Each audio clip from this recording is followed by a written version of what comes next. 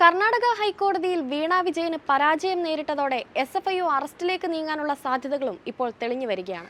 അന്വേഷണം തടയരുതെന്ന SFIOയുടെ ആവശ്യം കോടതി അംഗീകരിച്ച സ്ഥിതിക്ക് ഇനി അറസ്റ്റിലേക്ക് നീങ്ങാനാണ് സാധ്യത കൂടുതലെന്ന വിവരങ്ങളാണ് പുറത്തുവരുന്നത്. മകളെ അറസ്റ്റ് ചെയ്യുന്നത് ഒഴിവാക്കാനാണ് പിണറായി ഇത്രയും നാൾ ശ്രമിച്ചത്. എന്നാൽ ഇലക്ഷൻ കാലമായതിനാൽ അദ്ദേഹത്തിന്റെ മോഹം ഫലവത്താകാനുള്ള സാധ്യത വളരെ കുറവാണ്. ഒന്നുകിൽ അറസ്റ്റിലേക്ക് നീങ്ങുകയോ അല്ലെങ്കിൽ വീണ വിജയൻ എത്രയും വേഗം നോട്ടീസ് നൽകി ചോദ്യം ചെയ്യാനുള്ള നീക്കങ്ങളാകും ഇനി SFIOയും നടത്തുക. ഇതിനാവശ്യമായ നടപടികൾ ചെന്നൈയിൽ തുടങ്ങിക്കഴിഞ്ഞു. വീണ കർണാടക ഹൈക്കോടതിയെ സമീപിച്ചത് അറസ്റ്റ് ഭയന്നാണെന്നാണ് SFIO കരുതുന്നത്.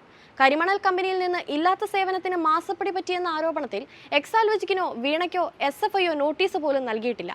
ഇതിനിടെയായിരുന്നു അറസ്റ്റ് ഭയന്ന് ഹർജിയുമായി എക്സാലോജിക്ക് കർണാടക ഹൈക്കോടതിയിൽ അഭയം തേടിയത്. ഇതോടെ വീണ തട്ടിപ്പ് നടത്തിയെന്ന സംശയം ബലപ്പെടുകയായിരുന്നു. ഇതും ഒരു നിയമവശമാണ്. വീണ വിജയന് ഏജൻസി നോട്ടീസ് നൽകാത്ത സാഹചര്യത്തിൽ എങ്ങനെയാണ് ഹർജി നിലനിൽക്കുക എന്നതായിരുന്നു കേന്ദ്ര ഏജൻസിയുടെ ചോദ്യം.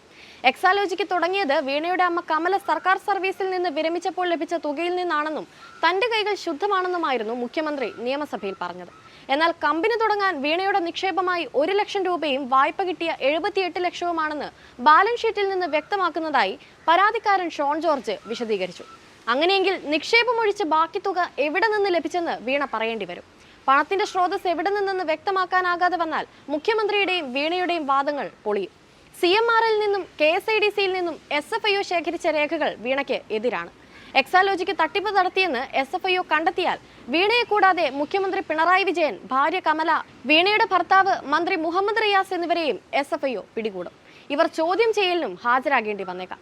ഇതും വീണ ഭയന്നിരുന്നു. അതിനാലാണ് സുപ്രീം കോടതിയിലെ മുതിർന്ന അഭിഭാഷകനെ തന്നെ രംഗത്തിറക്കി കളിച്ചത്. എന്നിട്ടും പരാജയം നേരിടേണ്ടി വന്നുവെന്നത് മറ്റൊരു സത്യം. SFIO കളത്തിലിറങ്ങിയ സാഹചര്യത്തിൽ അന്വേഷണം മുക്കുക മുഖ്യനത്ര എളുപ്പമല്ല. ഇലക്ഷൻ തീയതി പ്രഖ്യാപിക്കാനിരിക്കെ കേന്ദ്രം പിണറായിയെ പാവം തോന്നി സഹായിക്കാനും സാധ്യതയില്ല. ഇനി മുഖ്യമന്ത്രിക്ക് മുൻപിലുള്ള പോംവഴി ദേശീയ നേതാക്കളെ വേട്ടയാടുന്നത് പോലെ തന്നെയും കേന്ദ്രം വേട്ടയാടുന്നുവെന്ന് പ്രചരിപ്പിക്കുകയാണ്. സ്വന്തം പാർട്ടിക്കുള്ളിൽ നടക്കുന്ന കളികളാണ് മുഖ്യമന്ത്രിയെ മറ്റൊരു തലത്തിൽ അലട്ടുന്നത്. കേന്ദ്ര സർക്കാരിനെ പ്രതിസന്ധിയിലാക്കാനുള്ള ചരടുവലികൾ വലിപ്പച്ചെറുപ്പമില്ലാതെ CPM നേതാക്കൾ നടത്തുന്നുണ്ട്. കേന്ദ്രത്തെ പ്രകോപിപ്പിക്കുന്നതിന്റെ ഫലം താൻ തന്നെ അനുഭവിക്കേണ്ടി വരുമെന്നും മുഖ്യമന്ത്രിക്ക് അറിയാം. ഏതായാലും മനസമാധാനമില്ലാത്ത അവസ്ഥയിലാണ് ഇപ്പോൾ മുഖ്യമന്ത്രി.